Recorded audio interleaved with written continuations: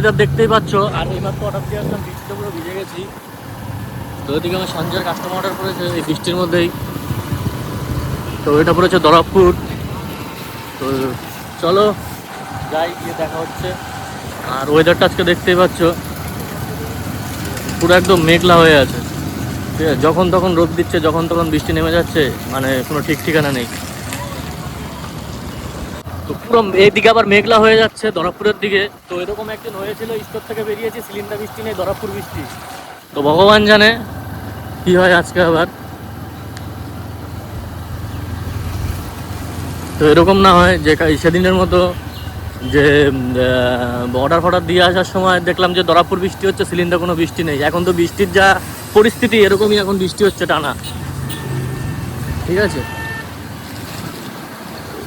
তো রোদের মধ্যে তো কাজ করা যায়, কিন্তু বৃষ্টির মধ্যে তো কাজ করা যায় না। কারণ কি, বৃষ্টির মধ্যে একটুখানি ভিজলেই পুরো একদম ঠান্ডা ঠান্ডা লেগে যায়, শরীর খারাপ হয়ে যায়। রোদের মধ্যে যতই হোক একটু কষ্ট করে কাজ করা যায়, কিন্তু আজকের যা ওয়েদার দেখতে পাচ্ছি, পুরো টানা মনে হয় সারাদিনই মনে হয় বৃষ্টি নামবে, কারণ যে পুরো মেঘলা হয়ে আছে ওয়েদার।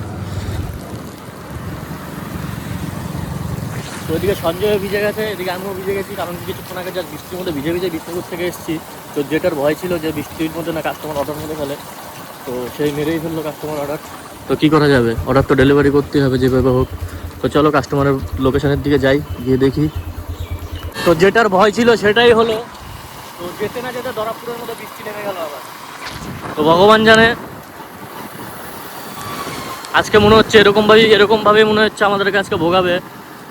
কারণ যেটা বলছিলাম যে আগের দিন সিলিন্ডার বৃষ্টি হচ্ছে না, দরবপুরের দিকে বৃষ্টি হচ্ছে। তো এই দরবপুরের দিকে এখন বৃষ্টি নেমেও গেছে। মানে ওয়েদারের কোনো ঠিক ঠিকানা নেই, এই কখন রোদ দিচ্ছে, এই কখন বৃষ্টি নেমে যাচ্ছে, বোঝা যাচ্ছে না পরিস্থিতি। তো আমাদের কাস্টমারের বাড়ি প্রায় অনেকটাই ভিতরে রাঘবপুরের দিকে। তো দেখি যেতে পারি কিনা, বা হয়তো কোথাও দাঁড়াতে হবে। ওরে বাড়া, বৃষ্টি নেমে ওই যে হেঁটে ধর, ওই যে ফাঁকা ধর, হেঁটে চ। আরে কাঠের দোকান এটা, ফাঁকা দোকান বলে।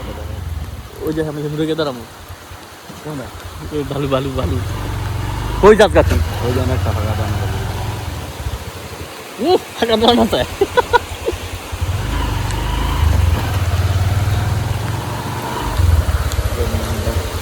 না দেখতে পাচ্ছি ধুয়েছে গাড়ি, মানুষের বাইক মাইক।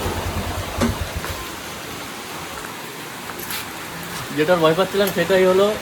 কি বলবো, মানে আবহাওয়ার ঠিক ঠিকানা নেই।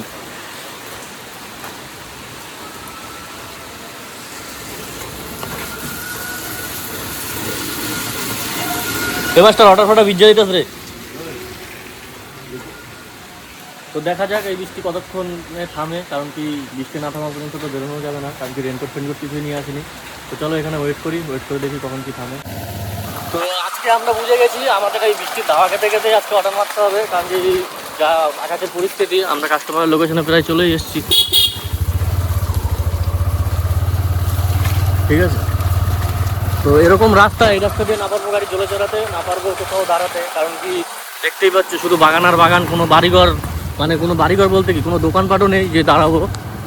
ঠিক আছে, আর রাস্তা এরকম ভাঙাচুরা যে গাড়িটা একটু জোরে চালিয়ে যাবো ওরকমও কোনো পরিস্থিতি নেই। কারণ কি, পুরো একদম কুচো পাথরে পুরো ভর্তি। ঠিক আছে, চলো কাস্টমারের লোকেশনে চলে এসেছি। কাস্টমার হয়তো পাসপোর্টটা হ্যান্ড ওভার করে আমরা আবার বেরোই। তাহলে কি রাখতে গেলে কোনো সমস্যা। তো আমাদের কাস্টমার অর্ডার দেওয়া কমপ্লিট, তো আমরা আবার বেরিয়ে পড়েছি। কারণ কি 2 মিনিটও দাঁড়ানো যাবে না কোথাও, কারণ কি আকাশের যা পরিস্থিতি, ঘন ঘন খালি বৃষ্টি নামছে। তো যত তাড়াতাড়ি সম্ভব আমাদের স্কুলে পৌঁছাতে হবে।